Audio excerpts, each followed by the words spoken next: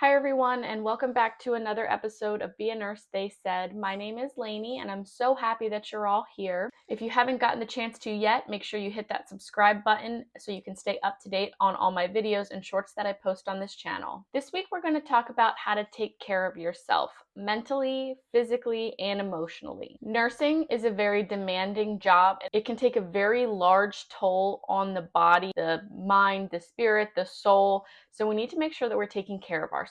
Nursing can lead to burnout, it can lead to compassion fatigue, it can even lead to health issues, it can lead to mistakes with patients, and we don't want any of that to happen. So first we're going to talk about mental protection. It's very important to try and set emotional boundaries. Don't take your work home with you. I know this can be very difficult when you have a very difficult, unsettling situation at work to not take it home with you and feel it after you've even left work, but it's very important to try and set those emotional boundaries. That way you can go home, work is done, you can focus on yourself at home and not bring that home with you. It's also important to say no. That way you're not stretched too thin. If you're working a lot of overtime and you just need a break, just say no. You don't have to take that overtime. You can just work your regular shifts and have your off days for yourself. Prioritize self-care is very, very important. It's one of the biggest things that we stress to our nursing students when they're in nursing school. Although it can feel hard at times, especially when you're a nursing student, still make time for yourself.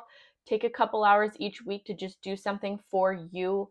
Even if it's by yourself and with no one else, just take time away to do something. Take a yoga class, take an art class, go for a walk, go to a movie, hang out with family. Just do something that's for you. Along with self-care, you want to prioritize rest and sleep. So although you feel like you want to be up till 2 in the morning studying for your exam the next day, it's honestly going to do more hurt for you than it is good. So try to go to bed at a reasonable hour so you can wake up at a reasonable hour and have a good start to your day. Another way you can protect yourself mentally is to debrief those difficult situations, whether it's a rapid response or a code blue situation when you're in the hospital, or even just dealing with some sort of difficult patient or difficult family member, a difficult coworker, whatever it may be, debrief those situations so you can talk through it. Use peer support if you need to for that, but they also have employee assistance programs that if you're really struggling with something, you can go and get the help that you need. Practicing mindfulness can be very, very beneficial for your mental protection. You can do journaling, you can do meditation, you can do breathing exercises. Whatever form of meditation works for you is going to really help protect your mind. And then as I talked about earlier with saying no, even if it's saying no to something at work, just limit that overtime. You know your limit, so you know what is too much for you, and it's important to listen to that. Now let's talk about physical protection. So a very important one is to use proper body mechanics. Bend at your knees, not with your back. You're going to hurt your back very young if you don't use proper body mechanics, and you have a long career ahead of you. Make sure that you get help when lifting. Don't try and lift or turn patients by yourself, even if they are less than 100 pounds soaking wet. Just get help, because in the end it's going to benefit you and the person that you're working with if you just help each other out. Another thing you should do is wear supportive gear, and by this I mean your shoes. I know we all love Crocs, but they're probably not the best to be wearing at the hospital. Wear Danskos or sneakers or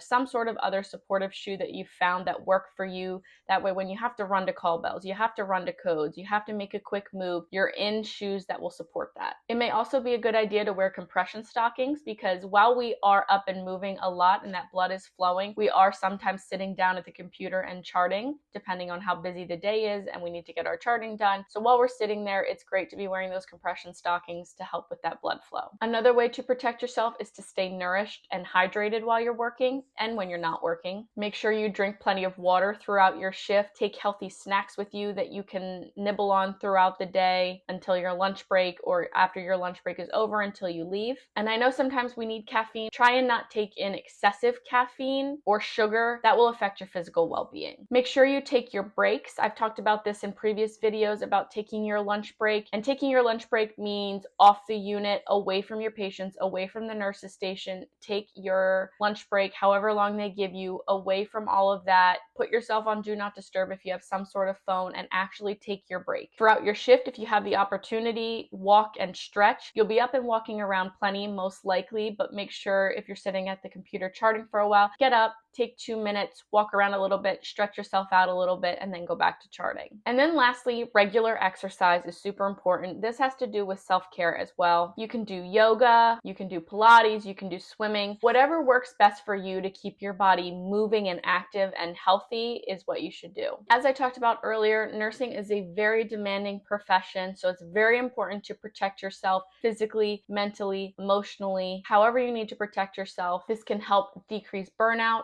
decrease fatigue, prevent health issues for yourself in the future. Make sure you're practicing that self-care, whatever you need to do for self-care. Spend time with your loved ones, with your pets, practice more gratitude, take breaks from social media, read a book, whatever you need to do, just make sure you're taking care of yourself. I promise it will help you in the long run. Thank you so much for watching another episode of Be a Nurse They Said. Please be sure to subscribe to my channel if you haven't already. Like and comment on this video and let me know what you thought. Also, be sure to check out my TikTok and Instagram account, Be a Nurse They Said, where I post other shorts and updates on my channel. And as always, don't just be a nurse, be amazing like I know you all are, and I'll see you next time.